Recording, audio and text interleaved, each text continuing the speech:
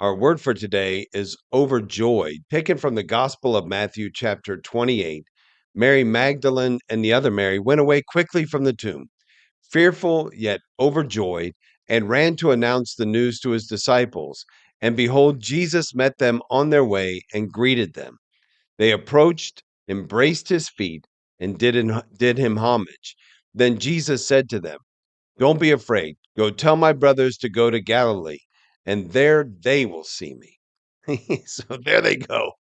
They're excited. They're overjoyed. Jesus has risen. Yes, brothers and sisters, he has risen indeed. And now they go to proclaim this great news to his disciples, and they're going to believe him. No, they won't. Some of them will, but they're not going to believe it till they see it themselves, right? But they will be curious about it because they'll see the joy that inhabits these women. And that is what we carry with us, right? And sometimes the best we can do is create a curiosity in the others. When we proclaim this with joy, overcome with joy, yes, some trepidation as well. They're still a bit fearful. Everything that had happened, everything that was going on around them, you can't help but to be a little bit fearful. But the joy overcame the fear. Now, we see the rest of the story in the Gospel of Matthew, chapter 28, as well, with those who were involved on the other side of this resurrection.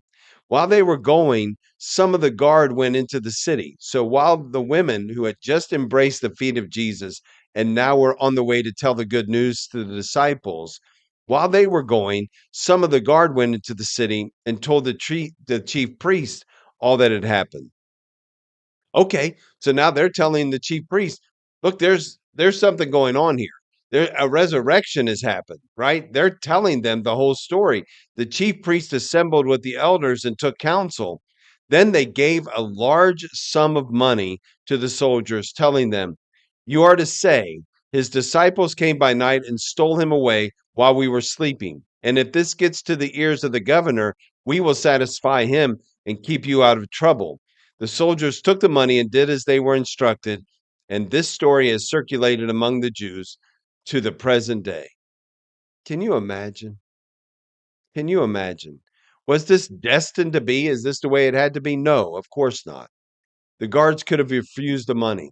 They could have told the story even to the laying down of their own lives.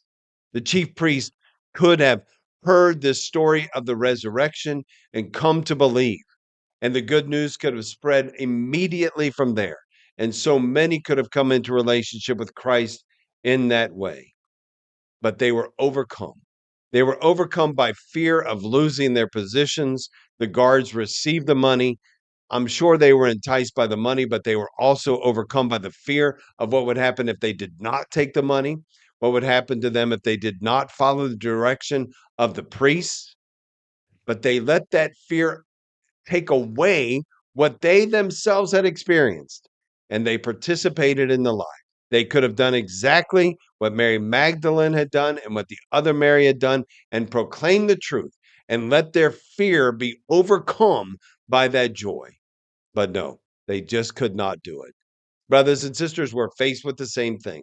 Well, those things in life that perplex us, those things in life that are difficult for us, will we allow the good news to overcome that today?